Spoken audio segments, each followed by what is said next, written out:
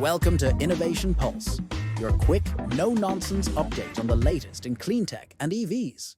First, we will cover the latest news. Google and Kairos Power plan to deploy an advanced nuclear plant by 2030, while Tesla launches the Model YL in China, expanding its EV lineup. After this, we'll dive deep into the story of hurricanes' growing intensity, exploring the influence of climate change and what it means for our future. Google and Kairos Power plan to deploy an advanced nuclear plant, Hermes 2, connected to the Tennessee Valley Authority's grid by 2030. TVA will purchase up to 50 megawatts of power from this reactor, marking the first such agreement with an advanced reactor in the US. The electricity will power Google's data centers in Tennessee and Alabama. Kairos and Google will assume the financial risk, ensuring consumers aren't burdened with initial costs.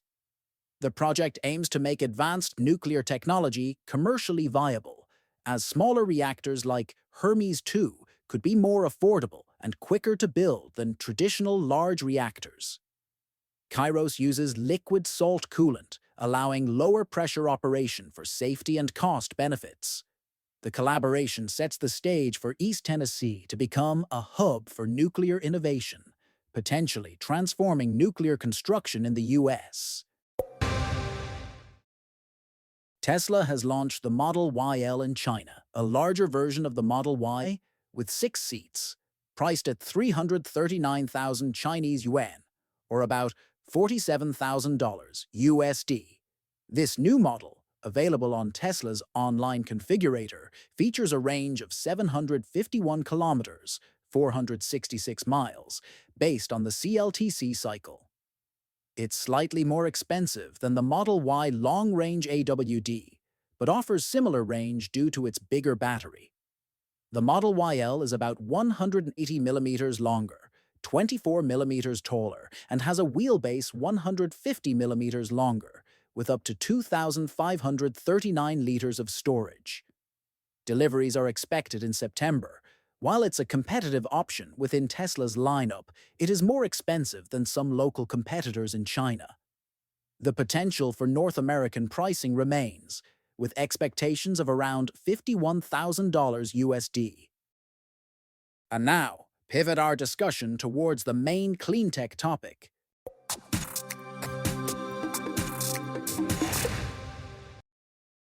Hey everyone, I'm Donna, and welcome back to Innovation Pulse, where we dive deep into the science that's shaping our world. Today, I'm joined by meteorologist and climate researcher Yakov Lasker to talk about something we've been seeing more and more of lately. Oh, you're setting me up with weather puns already. But seriously, Donna, here's something wild. Every single hurricane that formed in the Atlantic in 2024 was stronger than it would have been if we were still living in 1924. Every single one. Wait, hold up. Are you telling me we can actually measure the difference between what hurricanes are like now versus what they would have been 100 years ago? That's exactly what I'm telling you. Scientists used something called attribution science. Think of it like forensic meteorology. They can literally calculate how much climate change has juiced up each storm. Okay, this is fascinating. But before we get into the climate change piece, I feel like we need to start with the basics. Because honestly, I've been through hurricane seasons my whole life, but I realize I don't actually understand what these things are or how they work. Perfect place to start. So hurricanes are basically nature's heat engines. Think of them as massive atmospheric machines that convert the thermal energy from warm ocean water into kinetic energy. Wind, rain, that incredible spiral you see from space. So they're like giant steam engines? That's actually not a bad analogy. The ocean is the boiler. Evaporation creates the steam, and the whole system spins because of the Earth's rotation. But here's the thing. They need very specific conditions to form. You need water temperatures of at least 80 degrees Fahrenheit, low wind shear. That's when winds at different altitudes aren't fighting each other. And you need to be far enough from the equator for the Coriolis effect to kick in. The Coriolis effect. That's why they spin clockwise in the southern hemisphere and counterclockwise up here, right? Exactly. And once they get going, they're categorized by wind speed.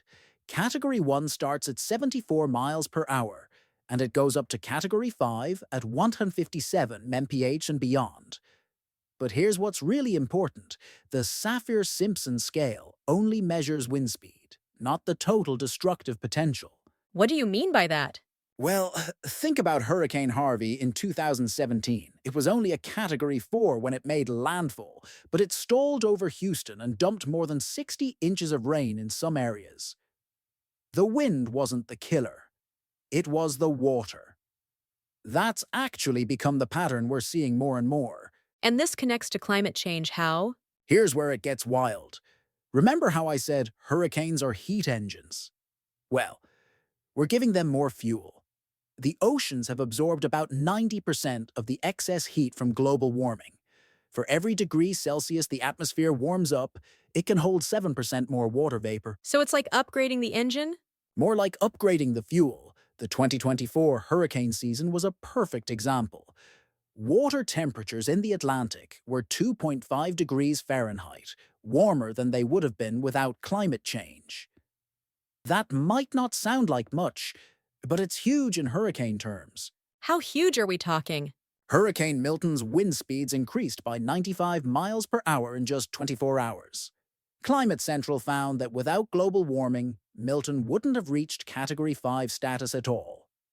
They also found that the warm ocean temperatures that fueled Milton's explosion were made at least 100 times more likely by human-caused climate change. 100 times more likely? That seems mathematically impossible. I know it sounds extreme, but think about it this way. Imagine you're rolling dice, but climate change is loading the dice. Events that used to be incredibly rare, like those specific temperature conditions, are now much more common. It's probability, not magic. So we're not just talking about stronger winds. What else is changing? 3 main things, and they're all bad news. First, hurricanes are moving more slowly. Hurricane Harvey crawled across Texas at about 2 miles per hour. For comparison, that's slower than most people walk, Why would a slower storm be worse? because it's like the difference between someone pouring a bucket of water over your head versus standing under a waterfall for an hour. Slow-moving storms dump more rain over the same area. We're seeing 30, 40, even 60 inches of rainfall from single storms now. Okay, slower storms, more rain. What's the second thing? Rapid intensification. Storms are getting stronger, faster. The scientific definition is when a hurricane's wind speeds increase by at least 35 miles per hour in 24 hours. That used to be relatively rare, but in 2024, all the major hurricanes did this. That sounds terrifying for emergency management. Exactly. If you're planning evacuations based on a Category 1 storm, and it suddenly explodes into a Category 4 overnight, that's a life-or-death problem. Hurricane Michael in 2018 went from a tropical storm to a Category 5 in just 2 days. And the third change? Sea level rise is making storm surges deadlier. We've already seen about 7 inches of sea level rise since 1900, and it's accelerating. When Hurricane Sandy hit New York in 2012, researchers found that the higher sea levels made flooding 3 times more likely than it would have been in 1900. Earlier, you mentioned this attribution science. How does that actually work? It's like running parallel universe simulations. Scientists use climate models to create 2 versions of the same storm, one in our current climate and one in a world without human-caused warming. Then they compare the results. That's incredible. So when you say every 2024 hurricane was stronger than it would have been, They literally modeled what those exact same weather patterns would have produced in 1924's climate. Hurricane Helene's peak winds, for example, were about 16 miles per hour stronger because of warmer oceans. That's the difference between a strong Category 2 and a weak Category 4. but wait, I'm curious about something. Are we actually seeing more hurricanes overall, or just stronger ones? Great question. The research is pretty clear. We're not necessarily getting more hurricanes, but we're getting a higher proportion of major hurricanes. It's like the whole system is shifting upward. Category 1 and 2 storms might become less common, but Category 4 and 5 storms are becoming more frequent. Let's bring this down to earth. What did this look like in 2024?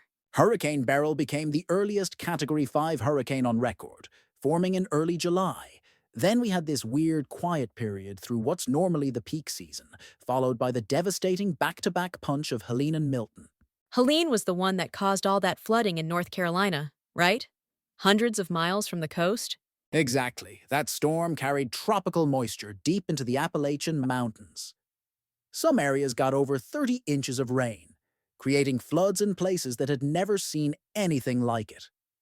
More than 100 people died in North Carolina alone, most from flooding, not wind. And this is the new normal? The projections suggest it's going to keep getting worse.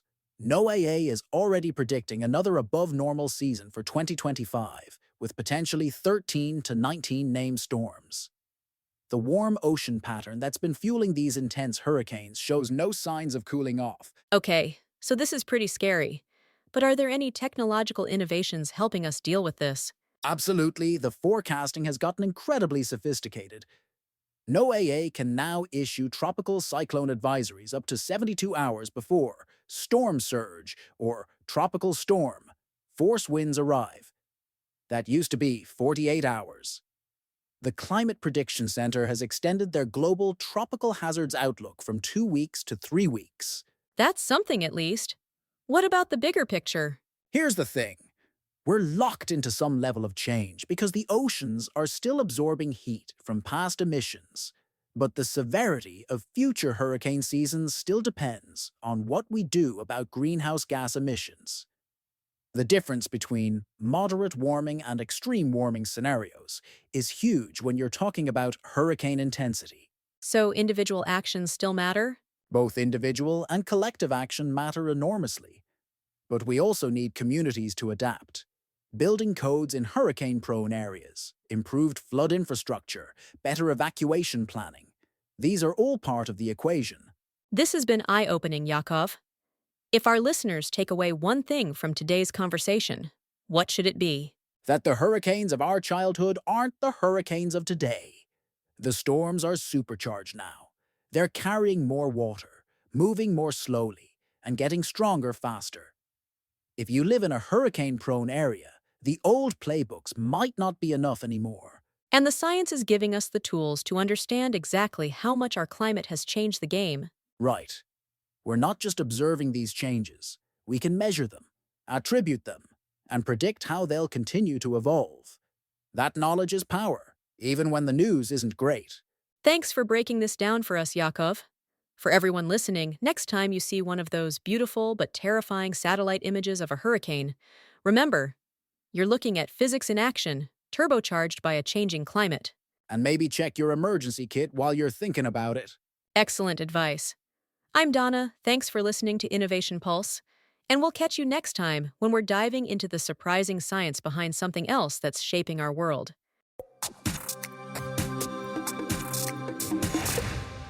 We've explored Google's collaboration with Kairos Power to advance nuclear energy with the Hermes 2 reactor and Tesla's new Model YL launch in China, alongside the impact of climate change on hurricane intensity, highlighting the importance of proactive measures. Don't forget to like, subscribe, and share this episode with your friends and colleagues so they can also stay updated on the latest news and gain powerful insights. Stay tuned for more updates.